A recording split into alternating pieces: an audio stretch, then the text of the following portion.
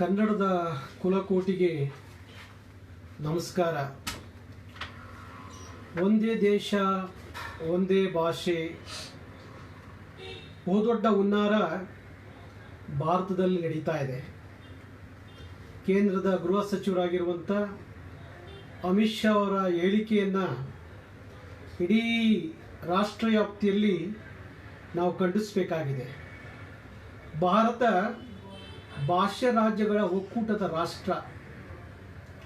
ಭಾರತ ಭಾಷೆ ರಾಜ್ಯಗಳ ಒಕ್ಕೂಟದ ರಾಷ್ಟ್ರ.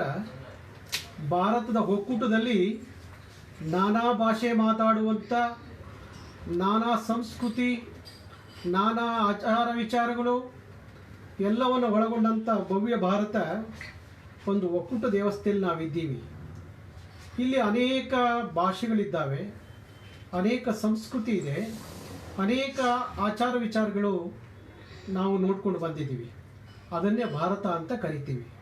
ಆ ಒಕ್ಕೂಟದ ಭಾರತದಲ್ಲಿ ಇವತ್ತು ಕೇವಲ ಒಂದು ಹಿಂದಿಯನ್ನು ಏರಿಕೆಯಾಗಿ ಬಲವಂತವಾಗಿ ನಮ್ಮೇಲೆ ತುರುಕುವಂಥ, ದಬ್ಬಾಳಿಕೆ ಮಾಡುವಂಥ ಕೆಲಸವನ್ನು ಇವತ್ತು ಕೇಂದ್ರ ಸರ್ಕಾರ ಮಾಡಲಿಕ್ಕೆ ಹೊರಟಿದೆ. ಒಂದೇ ಭಾಷೆ ಒಂದೇ ದೇಶ. ದೇಶ ಒಂದು ಒಪ್ಕೋತೀವಿ, ಆದರೆ ಭಾಷೆ ಎಲ್ಲಿಂದ ಒಪ್ಕೊಳ್ಳಿಕ್ಕೆ ಸಾಧ್ಯ? ಏನು ಇದರ ಹುನ್ನಾರ? ಏನು ಯಾತಕ್ಕೋಸ್ಕರ ಇಂಥ ಹುನ್ನಾರ ನಡೀತಾ ಇದೆ? ಹಾಗಾದರೆ ದೇಶದ ಒಕ್ಕೂಟದ ವ್ಯವಸ್ಥೆ ಏನಾಗಬೇಕು?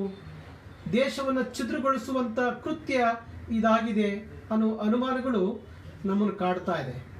ಹಾಗಾಗಿ ನಾಳೆ ಸಂಜೆ 4 ಗಂಟೆಗೆ ಟೌನ್ ಹಾಲ್ ಮುಂದೆ ಒಂದೇ ದೇಶ ಒಂದೇ ಭಾಷೆಯ ವಿಚಾರವನ್ನು ಖಂಡಿಸಿ ಸತ್ಯಾಗ್ರಹ ಧರಣಿ ನಡೀತಾ ಇದೆ.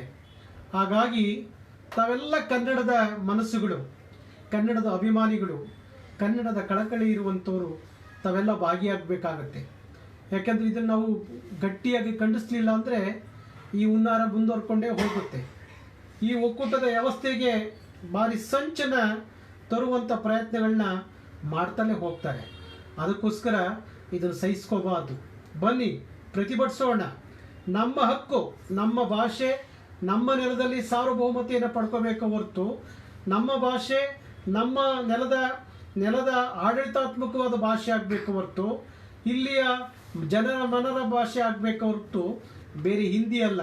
ಹಿಂದಿಯ ಏರಿಕೆ, ಹಿಂದಿಯ ದಬ್ಬಾಳಿಕೆ, ಹಿಂದಿಯ ದೌರ್ಜನ್ಯವನ್ನು ನಾವು ಸಹಿಸುವುದಿಲ್ಲ.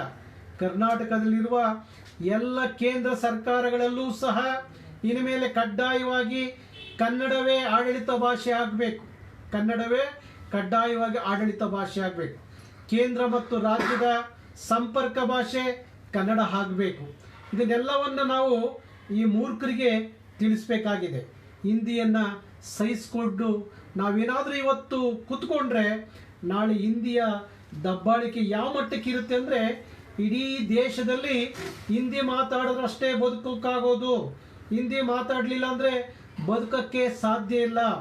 ಹಿಂದಿಯಿಂದಲೇ ರಾಷ್ಟ್ರ, ಹಿಂದಿಯಿಂದಲೇ ಉದ್ಧಾರ, ಹಿಂದಿಯಿಂದಲೇ ದೇಶದ ಪ್ರಗತಿ ಅನ್ನುವ ಕೆಟ್ಟ ಕ್ರೂರ ಮನಸ್ಸುಗಳಿದ್ದಾವಲ್ಲ, ಅವನ್ನು ಬಗ್ಗುಬಡಿದು ನಿಲ್ಲಬೇಕಾಗುತ್ತೆ.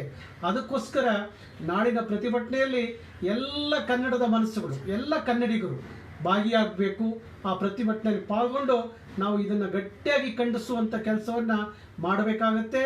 ಒಂದೇ ದೇಶ ಒಂದೇ ಭಾಷೆ ಅಗತ್ಯ ಭಾರತಕ್ಕಿಲ್ಲ. ಅದರಲ್ಲೂ ಸಹ ದಕ್ಷಿಣ ಭಾರತ ಇದನ್ನು ಒಪ್ಪಕ್ಕೆ ಸಾಧ್ಯನೇ ಇಲ್ಲ. ಉತ್ತರ ಭಾರತದಲ್ಲಿ ನೀವು ಏನು ಬೇಕಾದರೂ ಮಾಡ್ಕೊಳ್ಳಿ, ಹಿಂದಿನಾರ ಮಾತಾಡ್ಕೊಳ್ಳಿ, ಏನಾರ ಮಾತಾಡ್ಕೊಳ್ಳಿ. ಆದರೆ ದಕ್ಷಿಣ ಭಾರತದಲ್ಲಿ ನಾವು ಹಿಂದಿಯನ್ನು ಯಾವುದೇ ಕಾರಣಕ್ಕೂ ಒಪ್ಕೊಳ್ಳೋಕ್ಕಿಲ್ಲ. ನಾವು ಕನ್ನಡವನ್ನು ಬಿಟ್ಟರೆ ಇಂಗ್ಲೀಷ್ನು ಒಪ್ಕೊಳ್ತೀವಿ ಹೊರತು ಯಾವುದೇ ಕಾರಣಕ್ಕೂ ಹಿಂದಿ ಒಪ್ಕೊಳ್ಳುವಂಥ ಪ್ರಶ್ನೆ ಇಲ್ಲ. ಹಾಗಾಗಿ ಕನ್ನಡದ ಭಾಷೆ ಈ ನೆಲದ ಆಡಳಿತಾತ್ಮಕವಾಗಿ, ಈ ನೆಲದ ಅನ್ನದ ಭಾಷೆಯಾಗಿ, ಬದುಕಿನ ಭಾಷೆಯಾಗಿ, ಶ್ರೀಸಾಮಾನ್ಯರ ಭಾಷೆಯಾಗಿ ಕನ್ನಡ ಉಳಿಬೇಕ ಹೊರತು ಹಿಂದಿಯ ದಬ್ಬಾಳಿಕೆ ದೌರ್ಜನ್ಯವನ್ನು ನಾವು ಇಲ್ಲಿ ಸಹಿಸೋದಿಲ್ಲ, ಯಾವುದೇ ಕಾರಣಕ್ಕೂ ಒಪ್ಕೊಳ್ಳೋದಿಲ್ಲ. ಹಾಗಾಗಿ ನಾವೆಲ್ಲ ಒಟ್ಟಾರೆ ಹಿಂದಿಯ ಏರಿಕೆಯನ್ನು, ದಬ್ಬಾಳಿಕೆಯನ್ನು ಖಂಡಿಸೋಣ. ಬನ್ನಿ, ನಾಳೆ ಟೌನ್ ಹಾಲ್ ಮುಂಭಾಗದಲ್ಲಿ ಪ್ರತಿಭಟನೆಯಲ್ಲಿ ತಾವೆಲ್ಲ ಪಾಲ್ಗೊಳ್ಳಿ ಅಂತ ಹೇಳಿ ನಾನು ವಿನಂತಿ ಮಾಡ್ಕೋತೀನಿ.